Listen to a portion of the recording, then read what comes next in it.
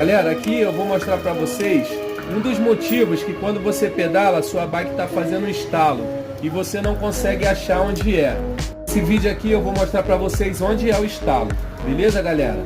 Aqui eu detectei que o estalo está aqui dentro, ó, do movimento central, monobloco. Vou abrir e vou mostrar para vocês o que está acontecendo. Tem ali o pino de aço, você vai estar batendo aqui, ó, para soltar. Você vai girar aqui, ó, soltar as peças. Mesmo pino você vai rodar aqui, ó. Aqui, pessoal, ó, já detectei, ó. Ó, tudo quebrado, ó. Aqui tá tudo quebrado, por isso tá fazendo barulho. Então é isso aí, galera. Para mais dicas aí, siga aí o nosso canal. Deus abençoe e até o próximo vídeo.